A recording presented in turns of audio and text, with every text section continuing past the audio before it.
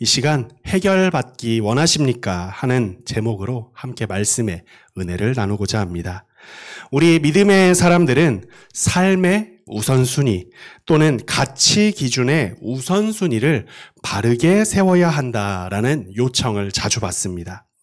예를 들자면 우리가 살아가는 데 있어서 나의 행동의 기준이나 또 나의 뜻이 그리고 또 나의 마음이 하는 것이 예배 중심의 삶을 살고 있는가? 하나님을 더 사랑하는 것, 그러니까 다른 것보다 하나님을 더 사랑하고 살아가고 있는가? 또 다른 것들을 하나님보다 더 사랑하고 있지는 않은가? 그런 것들을 자주 점검받기를 요청받는다라는 것입니다. 이는 곧 내가 그 대상을 얼마나 중요하게 생각하고 있는가 하는 것인데, 둘 혹은 그 이상의 대상들의 중요도를 비교한다고 할 때 나는 무엇을 더욱 가치 있게 여기느냐 하는 것을 바르게 세워야 한다는 것이죠. 그래서 이런 질문을 받을 때 우리는 나는 이것을 혹은 저것을 하나님보다 더 사랑하고 있지는 않은가 생각하고 우리 스스로를 성찰해 보게 됩니다. 그런데요, 여러분, 혹시 공포 마케팅이라는 말을 들어보셨습니까? 마케팅이라는 말은 어떤 물건을 팔기 위해 혹은 사람들이 대상에 관심을 갖게 하는데 필요한 모든 재반 활동을 의미하는데 가장 단순한 의미만을 말씀드린다면 홍보 또는 광고 전략이라고 말씀드릴 수 있습니다. 그러면 이 공포 마케팅이 무엇이냐? 쉽게 말씀드린다면 사람들의 공포심을 자극해서 두려움, 걱정거리를 자극해서 내가 팔고자 하는, 내가 홍보하고자 하는 그 대상에 관심을 갖게 하고 그것을 구매하게 만드는 것이 공포 마케팅의 내용이라 할 수 있습니다. 그리고 이 공포 마케팅이 적용된 것을 우리 주변에서도 매우 손쉽게 그리고 매우 가깝게 접근을 할 수가 있는데요. 가장 대표적인 공포 마케팅이 적용되는 것이 바로 보험 상품입니다. 묻지도 따지지도 않습니다. 지금 바로 전화 주세요. 1544, 1544. 그렇잖아요? 우리 집에 불이 났습니까? 아직 나지 않았어요. 그리고 언제 날지도 모르죠. 그런데 요즘에 유행하고 있는 게 화재보험이라고 합니다. 아직 불이 안 났는데 불이 날 상황을 대비하는 거죠.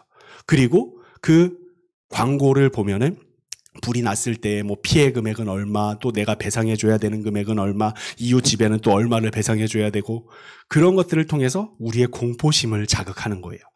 미리 대비해야 될 것 같아. 저런 큰일이 일어나면 안 되니까 미리 준비하고 있어야 될 것 같아. 라는 생각을 들게 만들고, 그리고 그 생각이 통하는 사람, 그 공포 마케팅이 통한 사람은 그 보험 상품을 들기 위하여 1544 거기로 전화를 거는 것입니다. 여러분, 티베트 속담에요, 이런 말이 있다고 합니다.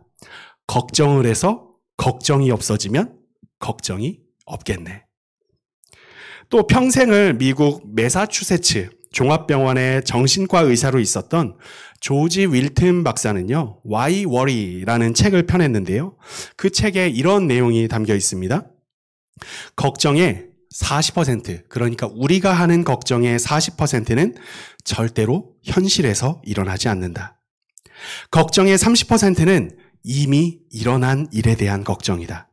그리고 걱정의 22%는 매우 사소한 것에 대한 것이다. 걱정의 4%는 우리 힘으로서는 어쩔 도리가 없는 일들에 대한 것이다. 그리고 오직 걱정의 4%만이 우리가 바꾸어 놓을 수 있는 일에 대한 것이다.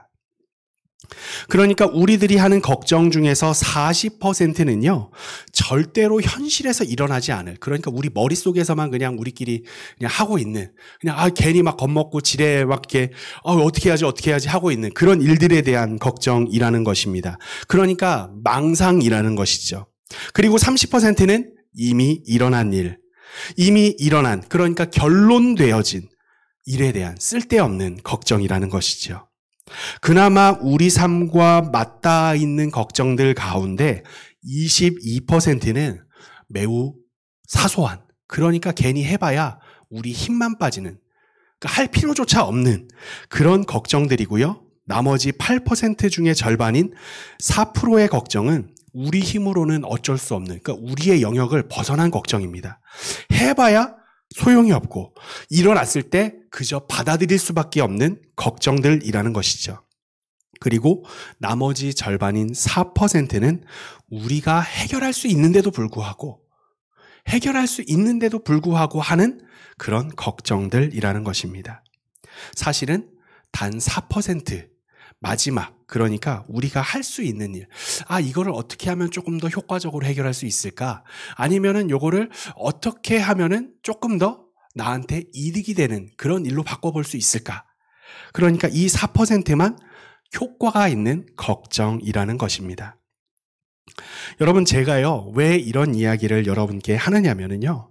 사실 우리가 살아가고 있는 이 시대가 마치 공포 마케팅의 시대와도 같기 때문입니다. 사람들의 걱정거리를 자극한다는 것입니다. 앞에 있는 제가 몇 년생으로 보이십니까? 제가 몇 년생으로 보이십니까? 네, 저는 88년생으로 왜 웃으시죠? 왜 놀라시죠? 햇수로는 34, 만으로는 아직 32살입니다. 자꾸 웃으시네요. 네, 겉보기에는 사실 산적 두목을 해도 될 것 같은 외면이지만 사실은 이제 막 삐약삐약 소리내고 있는 햇병아리 목사입니다. 그런데요, 이런 저 같은 햇병아리 같은 제가 보아도요, 그리고 제가 기억할 수 있는 최대한 제가 기억할 수 있는 그 순간들부터 지금까지 이 현재까지를 살펴만 보아도, 훑어만 보아와도 이 시대는 공포 마케팅의 시대인 것 같다라는 생각이 듭니다. 분명 희망을 노래하던 시절이 있었습니다. 더 밝은 내일, 더 힘찬 내일을 기대하던 그런 시절이 분명 있었던 것 같아요. 그런데 지금은 아예 그런 것들이 없는 것 같습니다. 힘들다, 어렵다. 장벽은 늘 높고 포기해야 하는 것들은 늘어나는 시대라고 말을 합니다. 여러분 기억하십니까? 처음에는 3포였습니다. 3포 세대. 다음에는 이게 더 늘어났어요. 5포 세대. 그 다음에는 7포 세대. 그리고 8포, 9포. 이제는요, N포라고 합니다. 이 N은 숫자를 의미하는 거 아시죠? N포. 즉, 여기에 숫자를 넣을 게 없어요. 넣을 수가 없어요. 왜냐? 포기를 해야 되는 게 너무나도 많아졌기 때문이에요. 이룰 수 없는 꿈. 그래서 포기해야만 하는 것이 점점 늘어나는 그 시대라고 말하기 시작한 게요, 여러분. 벌써 10년이 넘었습니다. 3포 세대라는 말이요, 10년도 더 전에 나왔던 말이더라고요. 벌써 10년. 여러분 10년이면 강산도 바뀐다고 하는데 이 시대는 점점 포기해야 되는 것들만 늘어나고 있다는 거예요. 요즘은 또 어떻습니까? 그야말로 이전에는 단 한 번도 경험해보지 못했던 삶을 살아가고 있는 코로나 시대 아닙니까? 언제부터 우리가 이렇게 마스크를 다 쓰고 생활을 했습니까? 봄철 황사 기억하십니까? 그 샛노랗게 황사가 몰려와도 마스크 하나 쓰지 않고 그러고 막 이렇게 돌아다니고 콜록콜록대고 보냈는데 지금은 미세먼지 뭐 이런 거 할 것 없이 그것 때문이 아니더라도 눈에 보이지 않는 병균 때문에 마스크를 쓰고 다니는 그런 시대 아닙니까? 혹시 나도 감염됐을지도 모르고 감염될지 모른다고 하는 그런 걱정, 그리고 만약 감염이 됐을 경우 주변 사람들로부터 받게 될 그 따가운 시선, 그것에 대한 두려움. 그리고 이미 교회는 공포 마케팅의 피해자가 됐죠. 오늘 뉴스 보니까요, 아침에 보니까 다시 나오기 시작했는데요. 불과 2-3달 전까지만 해도요, 교회발이라는 단어가 뉴스를 정말 화려하게 장식하지 않았었습니까? 그런데 정말 교회가 원인이 돼서 코로나의 감염 주 경로가 된 것은 정말 이 손에 꼽을 정도였습니다. 전체에서 보면은 정말 극소수에 불과한데 얼마 전 코로나의 주 감염 경로에 대한 인식을 조사한 것을 보니까요. 44%의 사람들이, 무려 44%, 절반에 가까운 사람들이요. 교회를 코로나 감염의 주 경로로 인식하고 있더라고요. 교회에 대한 공포를 이 시대가 사람들에게 심어주었고 그 공포는 한국 교회를 향한 신뢰를 더더욱 낮아지게 했을 뿐 아니라 교회를 향한 혐오를 불러일으켰습니다. 정말 가슴 아픈 것은 심지어 한 신앙을 가진 우리 성도들 안에서도 교회를 멀리하는 일들이 이미 일어나고 있지 않습니까? 저마다의 사정이 있어요. 안타까운 이야기들도 있습니다. 하지만 그런 이유조차 없는 것을 많이 보았습니다. 이미 2년이라는 시간이 흐르지 않았습니까? 혹시 우리 성도님들 가운데에도 이러한 시대적인 상황, 그리고 개인적인 상황 속에서 정말 속이 꽉 막힌 듯한 이 답답함을 안고 계신 분들이 계실까요? 만약 그렇다면 오늘 함께 나누는 이 말씀에 마음을 여시고 또 귀를 기울여 보시기 바랍니다. 또 그리고 만약 나는 예수님 안에서 평안하고 감사가 넘칩니다 하시는 성도님들이 계시다면 말씀을 통하여서 다시금 부어주시는 은혜를 사모하며 함께 이 시간을 나누기를 원합니다. 이제 본문 말씀을 함께 살펴보도록 하겠습니다. 오늘 본문 말씀은 중풍병자를 고치신 사건으로 마가복음의 내용을 참고해서 말씀을 드리자면 갈릴리 호수의 북서쪽에 위치한 동네였던 가버나움에서 행하신 기적입니다. 내용은 달리 말씀드리지 않아도 여러분 모두께서 잘 알고 계시지요. 예수님께서 한 집에서 사람들을 가르치고 계셨습니다. 특히 누가복음 5장 17절 본문에서는요. 예수님의 말씀을 듣기 위해 모인 사람들을 그저 많은 사람들이라고 표현하지 않고요. 갈릴리의 각 마을과 유대와 예루살렘에서 온 바리새인들과 율법 교사들이 모여서 예수님의 말씀을 듣고 있었다라고 합니다. 이때 예수님께서 거하시면서 가르치고 계셨던 이 집이 규모가 큰, 그러니까 상당히 좀 넓은 집이었는지 아니면은 좀 작은 아담한 집이었는지는 잘 모르겠습니다. 성경은 기록하기를 집 안에 이미 많은 사람들이 모여 있었음은 물론이고 문 앞까지도 사람들이 장사진을 이루고 있었다라고 해요. 우리 같이 누가복음 5장 18절 말씀을 함께 읽도록 하겠습니다. 한 중풍병자를 사람들이 침상에 메고 와서 예수 앞에 들여놓고자 하였으나. 아멘. 이 18절 말씀에 보니까요. 이제 해결받아야 할 문제를 가지고 있는 한 부류의 사람들이 등장을 했습니다. 이 사람들은요. 예수님 앞으로 가야 합니다. 그래야만 문제의 해결을 받을 수가 있습니다. 이 사람들이 가진 문제는요. 오직 예수님만이 해결을 하실 수 있습니다. 그래서 반드시 이 사람들은요. 예수님 앞으로 가야 합니다. 사랑하는 성도 여러분, 꼭 기억하시기 바랍니다. 인생에 문제가 발생했을 때 그 문제를 온전하게 해결받기 위해서는 반드시 예수님 앞으로 나아가셔야 합니다. 문제를 온전히 해결받기 위해서는 반드시 예수님 앞으로 나아가셔야 합니다. 왜 꼭 예수님 앞으로 나아가야 할까요? 빗대어 말씀드리자면 이렇게 말씀드릴 수 있을 것 같아요. 여러분, 우리 사람들이요, 왜 매일 잠을 자야 할까요? 아니, 하룻밤 조금 그냥 자고 나면은 괜찮아서 그냥 평생 동안 움직여도 되잖아요. 왜 매일 자면서 안식을 누려야 하고 왜 기력을 회복해야 하는 걸까요? 그것은 우리가 자는 잠이 온전한 안식이, 온전한 회복이 아니고 일시적인 안식이고 일시적인 회복이기 때문입니다.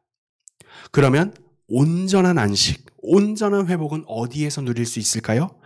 그것은 오직 생명이신 하나님께만 속한 것이기 때문에 오직 하나님 안에서만 누릴 수가 있습니다. 그렇기 때문에 온전한 문제 해결을 받고 싶다면 예수님 앞으로 반드시 나아가야 하는 것입니다. 실제로 우리 인생에 여러 문제들이 있지요. 그리고 이 문제들을 놓고 생각할 때 우리들은 고민하게 됩니다. 걱정하고 염려하게 됩니다. 여러분, 씨 뿌리는 농부의 비유, 곧 4가지 땅에 떨어진 씨앗의 비유를 한번 떠올려 보시기 바랍니다. 씨앗이 덜어는 길가에 떨어지기도 합니다. 길가는 전혀 준비되지 않은 사람의 마음을 의미합니다. 그래서 말씀에 전혀 반응이 없지요. 사단은요, 이 틈을 노려서 그 말씀을 빼앗아 간다고 합니다. 둘째는 돌밭입니다. 돌밭은 환난이나 시련 앞에 무너지는 신앙이 미처 제대로 뿌리 내리지 못한 마음의 상태를 의미합니다. 그리고 셋째, 가시떨기에 떨어진 씨앗입니다. 앞서 우리가 공포 마케팅에 대한 이야기를 잠깐 나누었는데요. 이 가시떨기가 바로 사단이 우리 신앙을 뒤흔들기 위해 이용하는 공포 마케팅 전략이다라고 할 수 있습니다. 예수님께서는 말씀하셨습니다.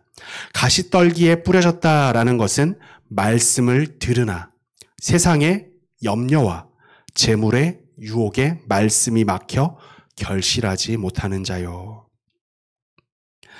가시떨기가 자라는 이 땅은 믿음이 뿌리 내릴 수 있는, 곧 마음의 상태에는 어떠한 장애물도 없습니다. 씨앗이 아래로 뻗어내리는 데는 아무런 문제가 없다라는 것입니다. 돌밭은 역경이나 환난이라고 하는 그 환경에도 문제가 있었지만 근본적으로 마음의 문제가 있었습니다. 밑에 장애물이 있으니까 이게 뿌리를 못 내리는 겁니다. 여러분, 제가요, 아까도 말씀드렸지만 생긴 건 이렇게 산적 두목처럼 생겼어도 심성이 고와서 시를 참 좋아합니다. 자꾸 웃으시는 분들이 계신데요. 왜 웃으시는지 저는 잘 모르겠습니다. 제가 좋아하는 시 중에 도종환 시인의 흔들리며 피는 꽃이라는 시가 있습니다. 내용 중 일부를 조금만 나누도록 하겠습니다. 젖지 않고 피는 꽃이 어디 있으랴. 이 세상 그 어떤 빛나는 꽃들도 다 젖으며 피었나니 바람과 비에 젖으며 꽃잎 따뜻하게 피웠나니 젖지 않고 가는 삶이 어디 있으랴. 사랑하는 성도 여러분, 그렇지 않습니까? 고난이 없는 인생이 어디 있습니까? 역경을 만나지 않는 인생, 한 구절 한 굽이 꺾어 넘지 않는 그런 인생이 어디 있습니까? 사실 때로는 그런 고난과 역경을 통하여서 더욱 아름답게 빛나게 되는 것이 우리 인생이잖아요. 그리고 그런 고비 속에서 성장하는 인생은 사실 삶의 우선순위가 바르게 세워진 인생이지 않겠습니까? 세파에 막 이리저리 휩쓸리는 그런 인생을 우리가 아름답다, 멋있다 라고 말하진 않는 것처럼 말입니다. 비록 그 인생 가운데 깊고 굵은 세월의 흔적이 새겨진다 할지라도 자기만의 신념을, 인생 철학을 지킨 그 삶을 보고 우리는 아름답다, 멋있다라고 하지요. 여러분, 그런데요. 공포 마케팅은요, 우리가 정한 이 삶의 원칙을, 우선순위를 단번에 뒤집어 버릴 수 있는 힘을 가지고 있습니다. 그것은 사람의 두려움을 자극하고 그리고 걱정하게 만듭니다. 때로는 그것은 마치 바다에 불어닥친 태풍과도 같아서 우리 삶을 집어삼킬 듯이 위협하고 뒤집어 버릴 듯 흔들기도 합니다. 아까 4가지 땅에 떨어진 씨앗의 비유에서 가시떨기가 말씀이 자라는 기운을 막는다라는 표현이 나오잖아요. 여기에서 막는다라는 표현이 여러분 원어적인 의미로요. 우리말로 좀 고상하게 표현을 시키면 교살시킨다라는 의미에 가깝습니다. 교살이라는 말은 목을 졸라서 죽이는 것을 의미합니다. 목 졸라 죽이는 것. 기운을 막는다라는 것이 그렇게 목을 졸라서 죽이는 것처럼 서서히 우리의 숨통을 죄어 온다는 것이죠. 공포 마케팅이 그렇습니다. 우리의 숨통을 죄어 오는 것처럼 보이는 것이죠. 그래서 그렇게 우리가 이미 정한 우선순위, 그것이 중요하다는 것을 알지만 두려움을 그렇게 자극하고 우리의 목을 조르는 것처럼 해서 타협하게 만들고 약하게 만들어서 우선순위를 바꿔버리는 것입니다. 다시 누가복음 본문으로 한번 돌아가 보도록 하겠습니다. 지금 해결받아야 하는 문제를 가진 사람들이 등장을 했습니다. 성경에 등장한 이 사람들이 가진 문제는 오직 예수님을 통해서만이 온전하게 해결받을 수 있다고 이미 말씀드렸습니다. 여러분, 우리가 가지고 있는 인생의 문제들은 어떻습니까? 우리 대한민국에는 대한민국 전체 국민 수만큼이나 다양한 문제들이 있을 것이고, 전 세계 사람들은 그 전 세계 사람들의 수만큼이나 다양한 문제들을 안고 있을 것입니다. 그런데요, 여러분, 한 사람이 한 사람당 한 문제만 안고 있을까요?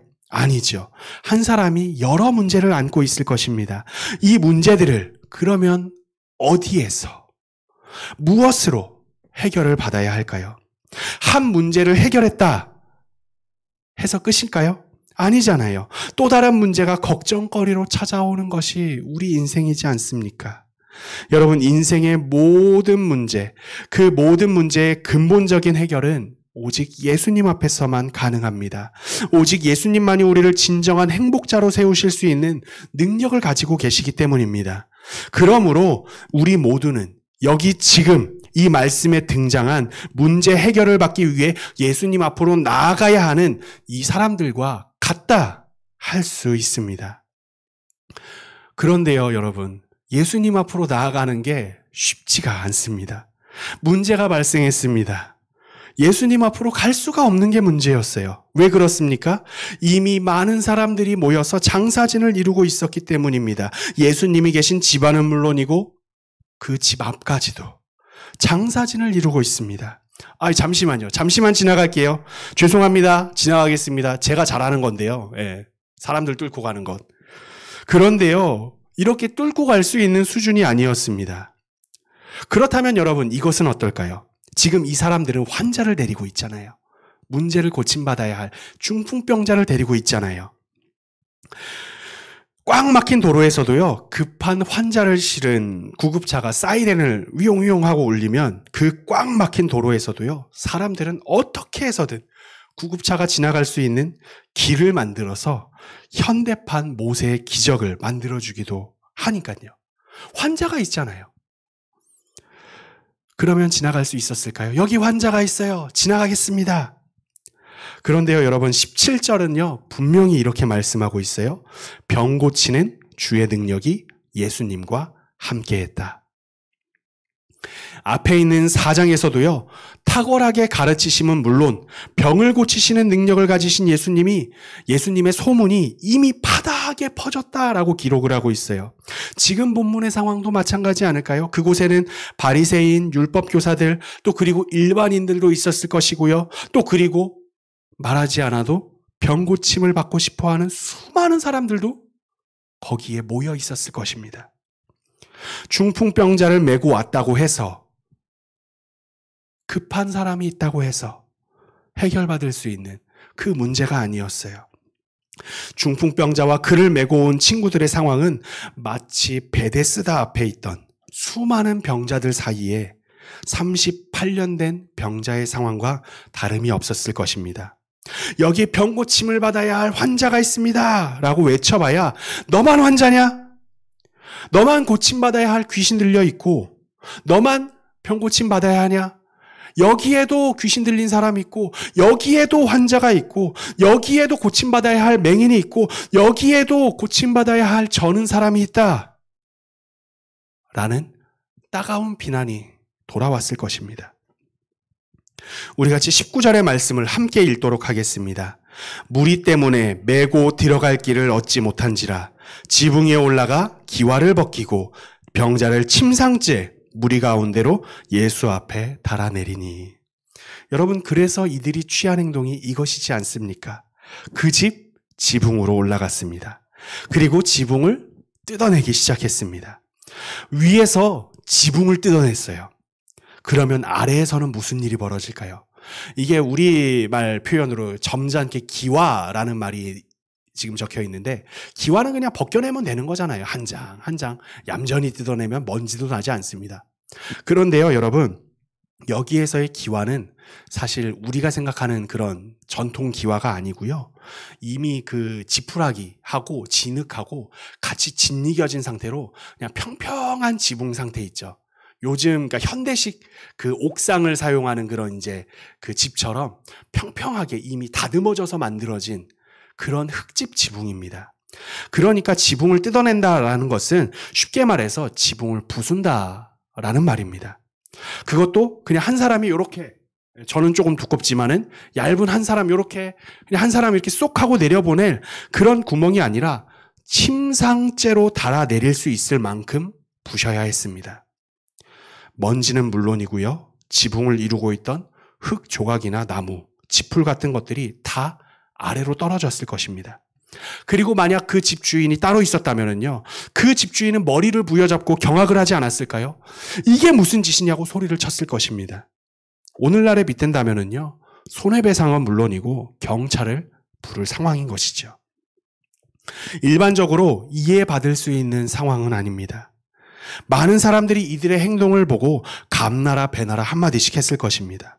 아니 그거 뭐 당장 죽을 것도 아니고 사람들 다 빠져나가고 다 끝나고 예수님 말씀 다 끝나고 예수님 시간 되실 때까지 기다렸다가 치료받을 수 있지 않느냐.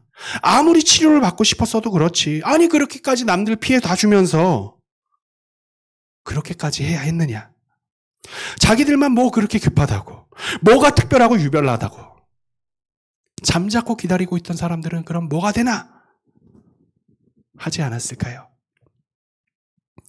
여러분, 어디서 많이 들어본 소리 같진 않으신가요? 요즘 교회를 향한 세상의 소리와 비슷하지 않습니까? 코로나 사태, 그렇게 모이지 말라고 하는데도 꼭 그렇게 교회에 모여서 예배를 드려야 할 이유가 있느냐? 예배도 기도도 그냥 집에서 하면 되는 거 아니냐? 사랑하는 우리 금천양문교회 성도 여러분, 무엇라 대답하시겠습니까? 오늘자 뉴스를 보니까 다시 시작이 됐습니다. 인천에 있는 한 지역교회에서 가장 최근에 화제가 되고 있죠. 오미크론 변이 바이러스 감염자들이 교회를 통하여서 나왔다고 하더라고요. 인천교회 발, 오미크론 N차 확산. 사실 교회도 피해자인데요. 없던 바이러스가 교회에서 생긴 것은 아닐 테니까요. 어딘가에서 감염되어 왔고 그것이 안타깝게도 교회에서 번진 것일 텐데 말입니다. 어제요, 이런저런 일이 있어서 이제 교역자실에서 이런저런 일을 하다가 은행에 갔다 와야 될 일이 있어서 우리 담임 목사님께 말씀을 드리고 은행에 갔었습니다. 교회를 나설 때 시간이 한 3시 반쯤 됐었어요. 은행에 가니까 은행 문은 굳게 잠겨 있고 이런 작은 안내문만 A4 용지 사이즈로 이렇게 은행 문에 붙어 있더라고요. 코로나 때문에 업무를 3시 반까지 단축합니다. 하는 수 없이 오늘 오전에 다시 은행에 갔습니다. 역시 서울이라 그런지 몰라도 저는 용인 시골 출신이라 서울이라 그런지 몰라도 은행 안에 고객이 10명 이상 들어오지 못하게 하더라고요. 꼭 그리고 2m 이상 떨어져 있으래요. 오늘 뉴스, 아침 뉴스로 확진자가 7,000명 이상 나온다고 했다고 엄청 겁을 주더라고요. 여러분, 이런 코로나 시대입니다. 전 국민이 힘들고 마음 아파하고 육신적으로나 심적으로나 힘들어하는 시기를 보내고 있습니다. 이때 교회는 더욱 방역에 잘 협조하고 또 사회적으로 모범을 보여야 하는 곳임이 분명합니다. 그런데 혹시 공포 마케팅에 넘어가서 우리가 잃지 말아야 할, 놓치지 말아야 할 본질을 잃어버린 것은 아닌가? 우리 자신을 한번 점검해 보았으면 합니다. 예수님을 사랑하지 않는다라는 것이 아닙니다. 사랑하고는 있지만 세상의 시선을 여론이 무서워서 우리가 놓치지 말아야 할 근본을 놓치고 있는 것은 아닌지, 혹시 타협하고 있는 것은 아닌지 하고 말입니다.